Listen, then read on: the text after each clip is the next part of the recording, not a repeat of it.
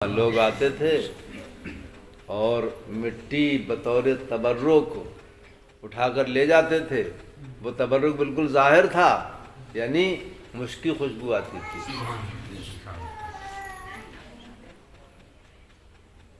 وہ شیخ سعدی نے ہمارے حضرت نے وہ گلستان کا حاشیہ لکھا ہے کتنا بہترین. آپ حضرات نے دیکھا مجھے گلستان میں؟ ہاں، بہت عظیم حاشیہ ہے، بہت پسند کیا جا رہا ہے.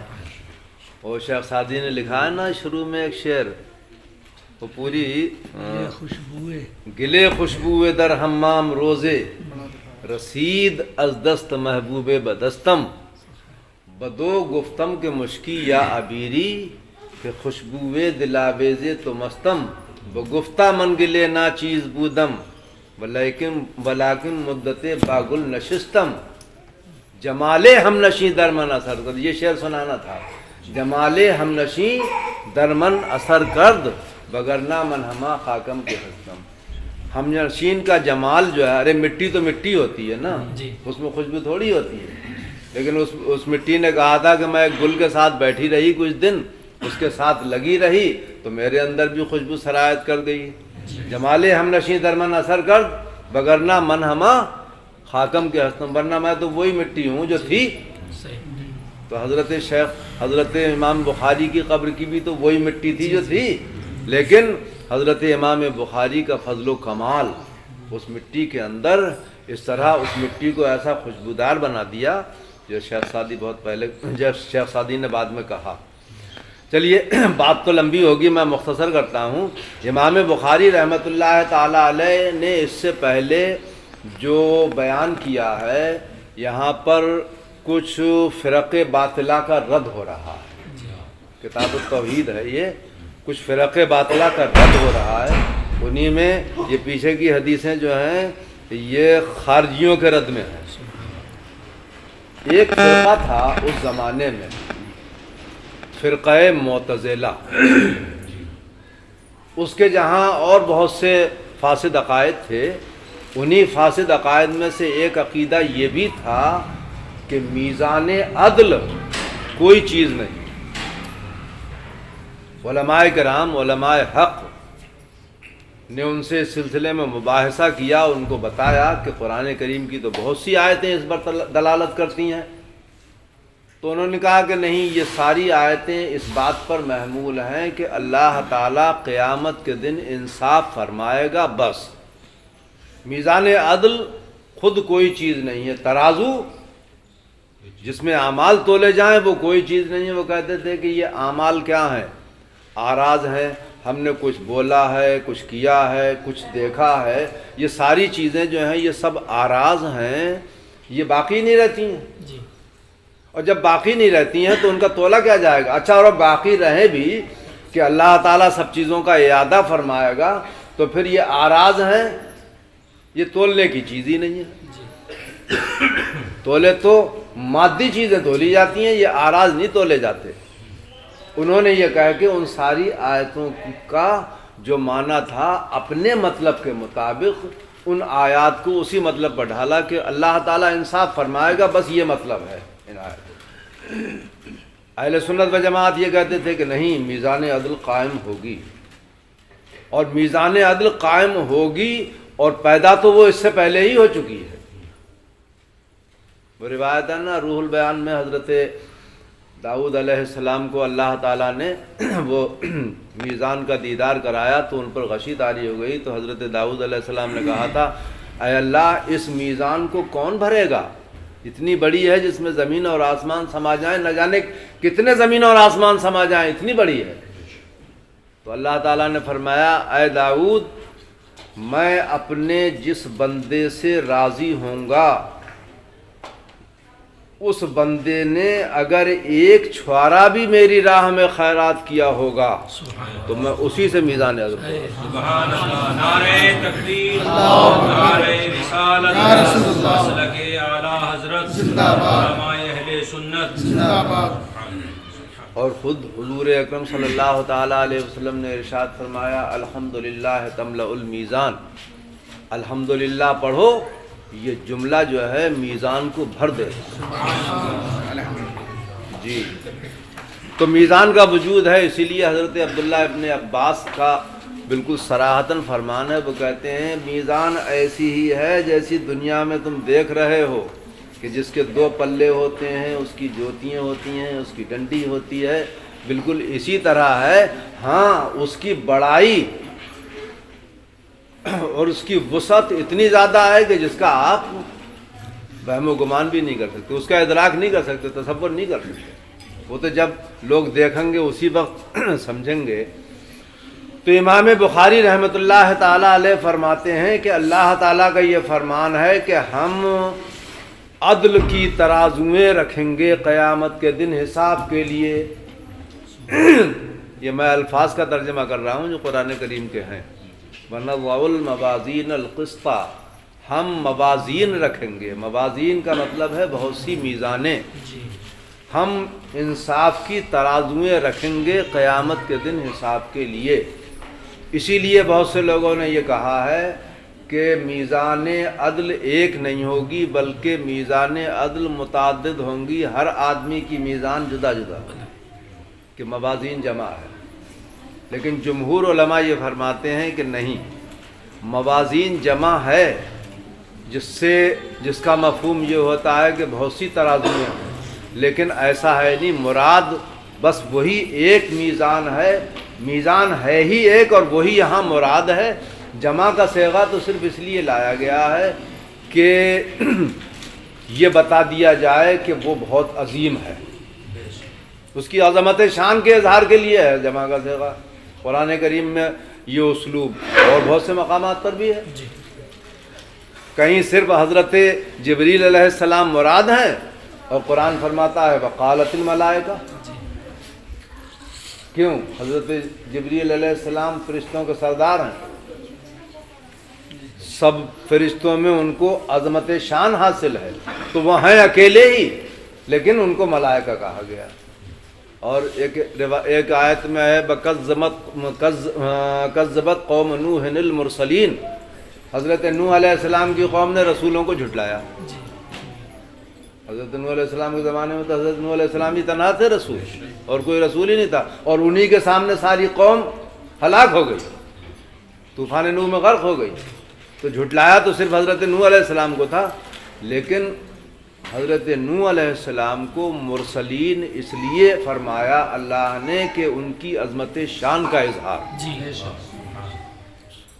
تو ایسے ہی یہاں موازین جو ہے جمع ہے لیکن مراد واحد، اور اس کی عظمت شان بیان کرنے کے لیے موازین فرمایا۔ قسط اسی کی صفت ہے، میزان عدل۔ یہاں پر تو اور بہت تشریح ہو سکتی ہے لیکن بات لمبی ہو جائے گی، یا بتا دوں طالبات کے مطلب؟ نہیں، یہ طالبات کے مطلب کی ہے، علماء کرام کے مطلب کی بات ہے۔ موازین جمع ہے، قسط مصدر ہے اور واحد ہے، تو اس کو بھی جمع لانا چاہیے تھا، صفت ہے یہ اس کی۔ تو اس کے بارے میں اہل فن بیان کرتے ہیں کہ قسط مصدر ہے، اور مصدر نہ تثنیہ ہوتا ہے نہ جمع ہوتا ہے، وہ تو اس میں جنس ہوتا ہے، قلیل و کثیر سب پر صادق آتا ہے، لہذا قسط یہاں پر مصدر ہے، اس لیے یہ واحد کی صفت بھی بن سکتا ہے اور جمع کی صفت بھی بن سکتا ہے۔ لیوم القیامہ، قیامت کے دن حساب کے لیے، وَأَنَّ أَعْمَالَ بَنِي آدَمَ وَقَوْلَهُمْ يُوزَنُ، اور امام بخاری فرماتے ہیں کہ بنو آدم کے اعمال اور ان کے قول تولے جائیں گے۔ اس سے پتہ یہ چلا کہ جتنے بھی انسان ہیں حضرت آدم علیہ السلام کی اولاد، سب کے اعمال تولے جائیں۔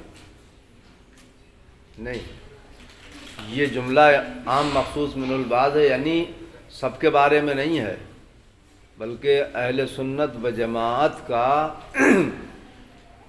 یہ نظریہ ہے، عقیدہ ہے، اور احادیث کی روشنی میں ہے کہ بے شمار لوگ وہ بھی ہوں گے جو بے حساب جنت میں جائیں گے، اور بے حساب کافر وہ ہوں گے جو سیدھے بے حساب جہنم میں جائیں گے۔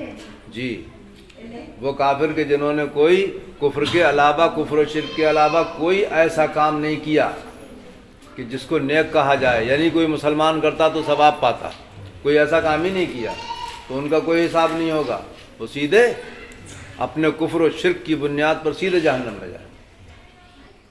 ان کی بظاہر کوئی نیکی ہی نہیں ہوگی، یعنی ایسا کام ہی نہیں ہوگا کہ مسلمان کرتا تو ثواب پاتا، تو ان کا کوئی حساب نہیں ہوگا.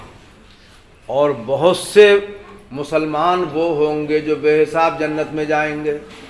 خود حضور اکرم اسی بخاری شریف میں رسول اللہ صلی اللہ تعالیٰ علیہ وسلم ارشاد فرماتے ہیں جو اللہ پر سچا توکل رکھتے ہیں ایسے 70,000 مسلمان بے حساب جنت میں جائیں گے.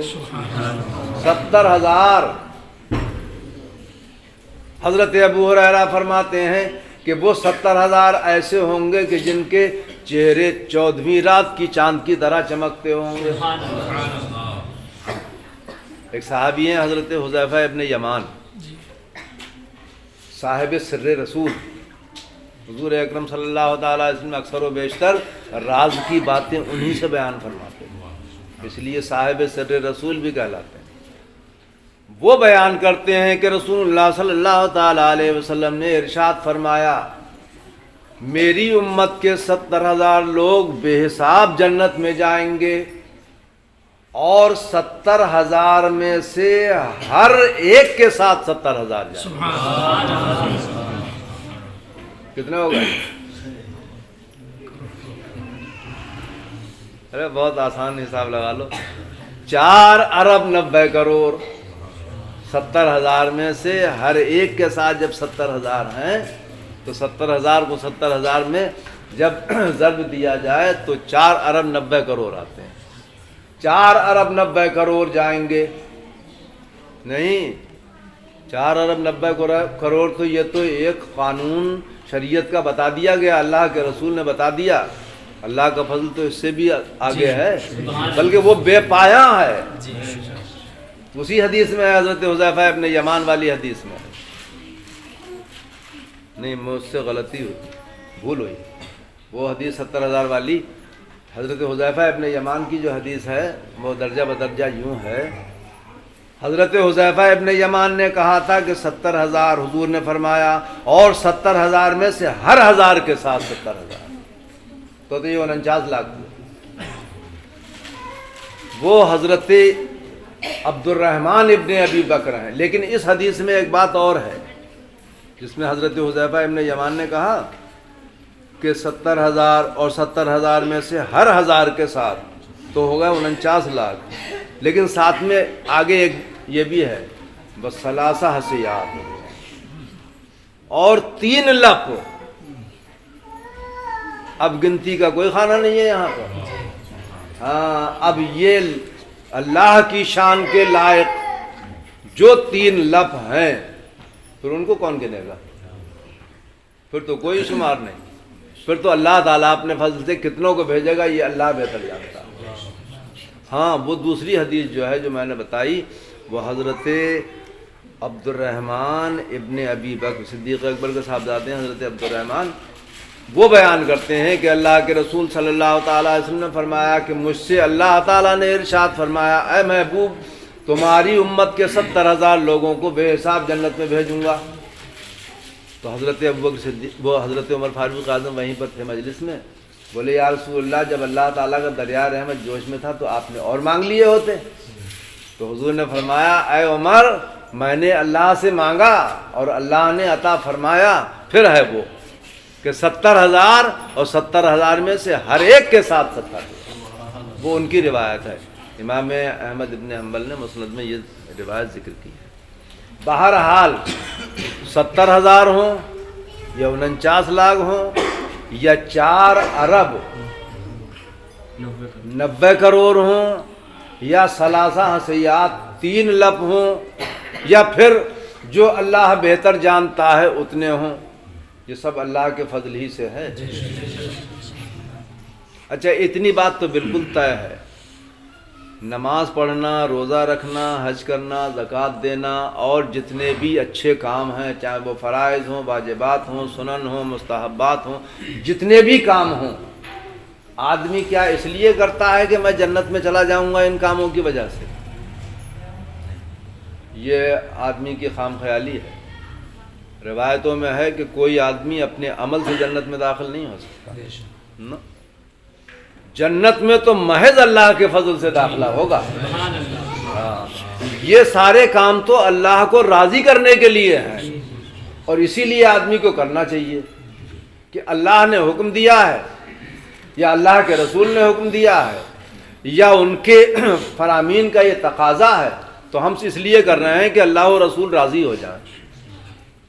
اور حقیقت یہ ہے کہ اللہ و رسول راضی ہو جائیں تو انہی کی رضا تو جنت ہے، جنت کوئی علیحدہ چیز تھوڑی ہے، انہی کی رضا جنت ہے۔ تو اللہ تعالیٰ جس سے راضی ہوگا، میں نے بتایا نا، ایک کھجور کی خیرات بھی پوری میزان عدل کو بھر دے گی۔ تو بنو آدم کے اعمال سب کے نہیں، بعض کے، بلکہ ایک حدیث میں تو یہ ہے جو حساب کے لیے پیش ہوا اور پھر اس سے مناقشہ ہوا، یعنی اس سے پوچھ گچھ ہوئی، تو پھر اس کا ٹھکانہ نہیں لگے گا۔ تو ام المومنین حضرت عائشہ صدیقہ نے عرض کیا تھا، یا رسول اللہ، اللہ تو فرماتا ہے کہ میں آسان حساب لوں گا، تو حضور نے فرمایا، اے عائشہ، یہ حساب لینے کی بات نہیں ہے، حساب کے لیے پیش ہوں گے اور بے حساب جائیں گے، یہ ان کے لیے ہے جن سے آسان حساب ہوگا۔ آسان حساب کا مطلب یہ ہے کہ حساب کے لیے صرف پیش ہوں گے، حساب ہوگا نہیں، اور جن کا حساب ہونے لگے گا تو پھر ان کے لیے بہت پریشانیاں ہیں، بلکہ ہو سکتا ہے کہ کتنوں کے لیے ہلاکت ہو۔ اللہ تعالیٰ اپنی پناہ میں رکھے۔ وَأَنَّ أَعْمَالَ بَنِي آدَمَ وَقَوْلُهُمْ يُوزَنُ۔ امام مجاہد فرماتے ہیں القسطاس قرآن کریم میں ہے، وزنوا بالقسطاس المستقیم، قسطاس ہو یا قسطاس ہو، یہ لفظ جو ہے عدل کے معنی میں ہے، اور رومی زبان میں بھی یہ اسی معنی میں استعمال ہوتا ہے، عربی میں بھی۔ تو امام مجاہد کہتے ہیں کہ قسطاس کے معنی ہے عدل بالرومیہ، رومی زبان میں۔ تو مطلب ان کے کہنے کا یہ ہے کہ یہ لفظ جس طرح رومی زبان میں عدل کے معنی میں آتا ہے، اسی طرح عربی زبان میں بھی آتا ہے۔ بعض لوگ یہ سمجھتے ہیں کہ رومی زبان میں عدل کے معنی میں تھا، وہاں سے اہل عرب نے نقل کر کے عدل کے معنی میں لیا، ایسا نہیں ہے۔ امام زرکشی نے تو یہ کہا کہ نہیں، بلکہ قرآن کریم میں اس طرح کے الفاظ نہیں ہیں جو دوسری زبانوں سے نقل ہو کر آئے ہیں، نہیں، یہ تبارد لغتین ہے، ایک معنی کے لیے کیا ہے، دو زبانوں کے الفاظ کبھی کبھی بالکل ایک دوسرے کے مطابق ہوتے ہیں، یعنی ایک ہی لفظ ہوتا ہے اور دو زبانوں کا ہوتا ہے، معنی میں ایک ہی کے استعمال ہوتا ہے، اس کو کہتے ہیں تبارد لغتین، کہ دو لغتیں ایک ہی معنی پر وارد ہوں۔ کہا جاتا ہے القسط مصدر المقسط، یہ موازین کے بعد جو قسط آیا تھا، اس قسط کے بارے میں کہتے ہیں کہ یہ مصدر ہے، اور مصدر کس کا ہے؟ مقسط کا۔ مقسط کا مطلب باب افعال کا، باب افعال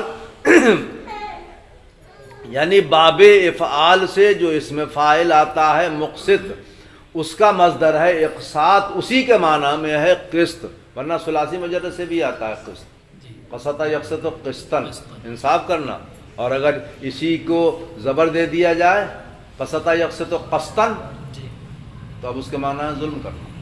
اسی لیے تو بعض لوگوں نے یہ کہا ہے کہ وہاں قسطن سے جب ہم لائیں گے باب افعال میں تو سلب ماخذ کے معنی ہو کر یہاں پر جو معنی وہاں ظلم تھے اب یہاں پر ہو جائیں گے انصاف۔ وَهُوَ الْعَادِلُ، اور مقسط کے معنی ہیں عادل۔ وَأَمَّا الْقَاسِطُ فَهُوَ الْجَائِرُ، اور قاسط کے معنی ہیں جائر، وہی قسط یقسط قسطن، ضرب یضرب، جب مصدر قسطن آئے گا تو اس سے اسم فاعل قاسط آئے گا، قرآن کریم میں بھی ہے۔ وَأَمَّا الْقَاسِطُونَ فَكَانُوا لِجَهَنَّمَ حَطَبًا، ظالم جو ہیں وہ جہنم کا ایندھن ہے۔ اور مقسط جب باب افعال میں پہنچا تو انصاف کے معنی میں ہے، وہ بھی قرآن کریم میں ہے، ان اللہ یحب المقسطین۔ چلیے، حدثنا احمد بن اشکاب، امام بخاری فرماتے ہیں کہ حدیث بیان کی ہم سے احمد بن اشکاب نے، یہ امام بخاری کے استاد ہیں، مصری، لیکن حقیقتاً بطناً ابلاً یہ کوفی ہی ہیں۔ احمد بن اشکاب کوفی، پھر حضرموت چلے گئے، حضرمی کہلائے، پھر مصر چلے گئے، مصری ہوئے۔ یہ امام بخاری کے استاد ہیں مصر میں۔ امام بخاری 2 مرتبہ گئے تھے، آخری مرتبہ گئے اس وقت ان سے ملاقات ہوئی، تو یہ آخری استاد ہیں مصر میں۔ وہ کہتے ہیں کہ حدیث بیان کی ہم سے محمد ابن فضیل نے۔ محمد ابن فضیل یہ ہمارے امام اعظم کے استاد بھائی ہیں، حضرت امام اعمش کے شاگرد ہیں، جو امام اعظم بھی امام اعمش کے شاگرد ہیں، یہ دونوں آپس میں استاد بھائی ہیں، اگرچہ ایک وقت میں نہیں ہوں گے، لیکن ان سے بھی امام اعمش سے انہوں نے بھی پڑھا، انہوں نے بھی پڑھا، روایت دونوں کرتے ہیں۔ حضرت محمد ابن فضیل روایت کرتے ہیں حضرت عمارہ ابن قعقاع سے، یہ تابعی ہیں، حضرت علی کے سے روایت کرتے ہیں، اور حضرت عمارہ ابن قعقاع روایت کرتے ہیں حضرت ابو زرعہ سے، حضرت ابو زرعہ تو تابعی ہیں ہی، حضرت ابو ہریرہ سے روایت کرتے ہیں، حضرت فاروق اعظم سے بھی روایت کرتے ہیں، کبھی مرسلن بھی روایت کرتے ہیں۔ وہ روایت کرتے ہیں حضرت ابو ہریرہ رضی اللہ تعالیٰ عنہ سے، حضرت ابو ہریرہ رضی اللہ تعالیٰ عنہ فرماتے ہیں کہ حضور نبی کریم صلی اللہ تعالیٰ علیہ وسلم نے ارشاد فرمایا، کلمتان حبیبتان الی الرحمن۔ مختصر کر دوں؟ جی ہاں اچھا، یا 1:15 بجے اذان ہوتی ہے۔ ہاں ٹھیک ہے، بالکل، ہم تو چاہ رہے تھے کہ اجازت ملے۔ ویسے تو بہت کچھ تفصیل ہوتی ہے، لیکن وہ اس تفصیل میں تبرکن تیمنن ہے نا یہ مجلس۔ کلمتان حبیبتان الی الرحمن، 2 کلمے ہیں رحمان کے پسندیدہ، خفیفتان علی اللسان، زبان پر ہلکے، ثقیلتان فی المیزان، میزان میں بھاری۔ یہی ہے ترجمۃ الباب، میزان میں بھاری ہیں۔ ارے میزان جب ہے جبھی تو بھاری ہوں گے، تو پہلے تو میزان کا وجود ہوگا، تو ہم میزان کا وجود مانتے ہیں۔ معتزلہ کو یہی ہمارا جواب ہے، حضور نے فرمایا ثقیلتان فی المیزان، میزان میں بھاری ہوں گے، تو میزان میں بھاری ہونے کا مطلب صاف ظاہر ہے کہ پہلے میزان ہوگی جبھی تو بھاری ہوں گے، ہلکے اور بھاری ہونے کا معاملہ تو بعد کا ہے، پہلے میزان تو موجود ہو، تو میزان موجود ہے۔ 2 کلمے ہیں پسندیدہ رحمان کے، خفیفتان علی اللسان۔ ہم جاتے جاتے ایک بات بتا دیتے ہیں، آج کل بہت لڑائی ہوتی ہے، حضور کو علم غیب نہیں تھا، یہ نہیں تھا، وہ نہیں تھا، وہ نہیں تھا۔ میں کہتا ہوں کہ حضور کی احادیث کریمہ اگر پڑھو گے نا تو 99% نہیں بلکہ 999 فی ہزار ایسی حدیثیں ملیں گی کہ جس میں علم غیب کا ثبوت ہے، نہیں ہے؟ کلمتان حبیبتان الی الرحمن، رحمان کے پسندیدہ ہیں 2 کلمے، یہ غیب کی خبر نہیں ہے؟ کیسے پتہ چلا؟ اور آگے ثقیلتان فی المیزان، میزان میں بھاری ہوں گے، یہ کیسے پتہ چلا؟ یہ بھی تو غیب کی خبر ہے، ابھی تو قیامت میں ہوں گے یہ۔ چلیے 2 غیب کی خبریں ہیں اس میں۔ کوئی کہہ دے گا نا خفیفتان علی اللسان، یہ تو ہم جانتے ہیں، ہم بہت خفیفتان علی اللسان کا مطلب یہ ہے بہت تھوڑے سے وقت میں ان کو ادا کر لیا جاتا ہے، وہ تو ہے۔ ہیں کیا وہ؟ پہلے تو خبر سنا دی کہ 2 کلمے رحمان کے پسندیدہ ہیں، زبان پر ہلکے ہیں، میزان میں بھاری ہیں، یہ خبر سنا دی، اس کا مبتدا کیا ہے؟ تو اللہ کے رسول فرماتے ہیں یہ خبر کبھی کبھی ایسا ہوتا ہے کہ خبر کو اول رکھ دیا جاتا ہے، مبتدا کو بعد میں رکھا جاتا ہے، سننے والوں کو شوق دلانے کے لیے کہ انتظار میں رہیں، اور جو چیز انتظار کے بعد حاصل ہوتی ہے نا پھر وہ یاد بھی رہتی ہے اور اس کی قدر بھی کی جاتی ہے۔ حضور نے مبتدا کو بعد میں بیان کیا ہے، کیا ہے وہ؟ سبحان اللہ و بحمدہ سبحان اللہ العظیم، اللہ کے لیے پاکی اور اس کے لیے حمد، اللہ کے لیے پاکی وہی عظمت والا ہے۔ یہ 2 جملے ہیں، کلمے ہیں، جملے ہیں، یہ 2 جملے ہیں، سبحان اللہ و بحمدہ سبحان اللہ العظیم، یہ میزان عدل میں۔ ارے سبحان اللہ و بحمدہ کے بارے میں تو کتاب الدعوات میں بخاری شریف میں وہ روایت بھی موجود ہے کہ اگر کسی نے سبحان اللہ و بحمدہ پڑھا روزانہ 100 مرتبہ تو اس کے گناہ اگر سمندر کے جھاگ کے برابر ہوں جب بھی بخش دیے جائیں۔ سبحان اللہ۔ بہرحال یہ 2 کلمے 2 جملے ایسے ہیں کہ کل میدان قیامت میں جب میزان عدل قائم ہوگی، ظاہر ہوگی، تو یہ 2 کلمے جس نے پڑھے ہوں گے وہ میزان عدل میں رکھے جائیں گے اور میزان عدل بھاری ہو جائے گا۔ جی کیوں؟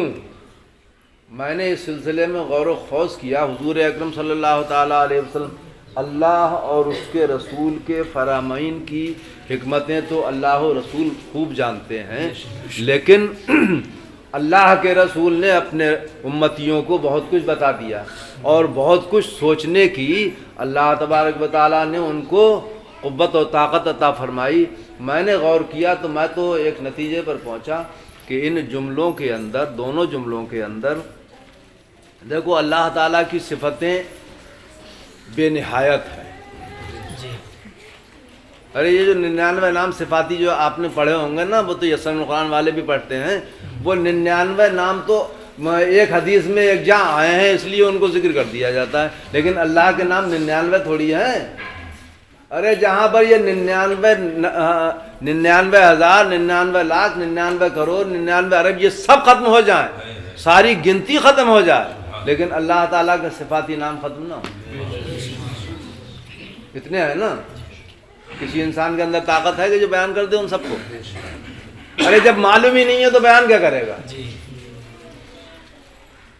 اور وہ نام اللہ تعالیٰ کے دو طرح کے ہیں، دو حصوں میں متکلمین بیان کرتے ہیں کہ اللہ تعالیٰ کی صفتیں دو طرح کی ہیں. کچھ صفات سلبیہ ہیں، کچھ صفات ثبوتیہ ہیں. یہ ان کی اپنی فنی اصطلاح ہے. صفات سلبیہ کا مطلب یہ ہے کہ نہیں ہے نہیں ہے نہیں ہے، یعنی اللہ تعالیٰ کا کوئی شریک نہیں ہے، اللہ تعالیٰ کا کوئی مثیل نہیں ہے، اللہ کسی زمانے میں نہیں ہے، اللہ کسی مکان میں نہیں ہے، اللہ تعالیٰ کسی جسم سے متصف نہیں ہے. غرض کہ اللہ تعالیٰ جسمانیات میں سے کسی سے متصف ہے. یہ صفات کون سی ہیں؟ سلبیہ. اور صفات ثبوتیہ وہ تو آپ خوب جانتے ہو. اللہ تعالیٰ رحمان ہے، رحیم ہے، قادر ہے، قیوم ہے، غفار ہے، ستار ہے. یہ ساری صفتیں کیا ہیں؟ ثبوتیہ. تو صفتیں دو طرح کی ہیں.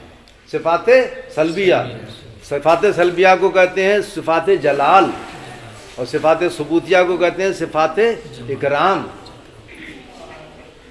تو آپ یا ذل جلال والاکرام پڑھتے ہو؟ کیا پڑھتے ہو؟ یا ذل اکرام والجلال پڑھتے ہو یا ذل جلال والاکرام پڑھتے ہو؟ یا ذل جلال والاکرام. تو آپ پہلے صفات سلبیہ کو ذکر کرتے ہو. ارے جلال کے مفہوم میں صفات سلبیہ ہیں اور اکرام کے مفہوم میں صفات ثبوتیہ ہیں. تو اللہ کی صفتیں دو طرح کی ہیں. سبحان اللہ، اللہ کی ذات پاک ہے. کائے سے؟ زمانے سے، مکان سے، جسم سے، جسمانیات سے، شریک سے، مثیل سے، سب سے پاک ہے. تو سبحان اللہ میں کس کا بیان ہے؟ صفات سلبیہ کا. اور بحمدہ، اور اللہ تعالیٰ کے لیے خوبیاں ہیں، اس میں صفات اکرام یعنی صفات ثبوتیہ کا بیان. ایسے ہی سبحان اللہ العظیم میں کیا ہے؟ سبحان اللہ میں صفات سلبیہ اور عظیم میں صفات، یعنی ان دو جملوں میں، دو جملوں کے ہر جز میں، پہلے جز میں صفات سلبیہ کی طرف اشارہ ہے، صفات جلال کی طرف، اور دوسرے میں صفات اکرام ثبوتیہ کی طرف. تو یہ جملے جس نے ادا کر لیے، سبحان اللہ و بحمدہ سبحان اللہ العظیم، جس نے پڑھ لیے، گویا اس نے اللہ تعالیٰ کی ساری صفاتوں کو اجمالی طور پر بیان کیا. اور جب ساری صفتوں کو اجمالی طور پر بیان کر دیا تو پھر اس کی سعادت اور نیک بختی کیا. تو اسی لیے تو حدیث شریف میں آیا، حضور فرماتے ہیں کہ سمندر کے جھاگ کے برابر بھی اگر اس کے گناہ ہوں تو وہ بھی معاف فرما دیے جائیں. ہاں ایک بات یاد رکھنا، آخر میں گزارش کرتا ہوں، یہ جتنی فضیلتیں بیان ہوتی ہیں، ان فضیلتوں کو بیان کرنے کے ساتھ ساتھ ہمارے علماء کرام نے یہ بیان کیا کہ جو فرائض، واجبات، سنن مؤکدات، ان تمام ضروری چیزوں کو جو ادا کرتا ہے اپنے وقتوں پر اور پھر ایسے کام کرتا ہے تو یہ بشارتیں اس کے لیے، سب کے لیے نہیں ہے. ہاں کوئی چوری کرتا رہے پوری زندگی اور کہے کہ روزانہ پڑھتا ہوں میں سبحان اللہ و بحمدہ، میرے گناہ تو اتنے ہوں گے بھی نہیں کہ سمندر کے جھاگ کے برابر ہوں اور میں سب معاف کر دیے جائیں گے. جی نہیں. وہ جو برائیوں سے بچتا ہے اور نیکیوں کی طرف راغب ہے اور پھر یہ پڑھتا ہے، تو اب اگر کہیں بھول چوک میں گناہ سرزد ہوتے ہیں تو چاہے وہ سمندر کے جھاگ کے برابر بھی ہوں تو اللہ تعالیٰ معاف فرما دے گا۔ وآخر دعوانا ان الحمد للہ رب العالمین۔ اکرام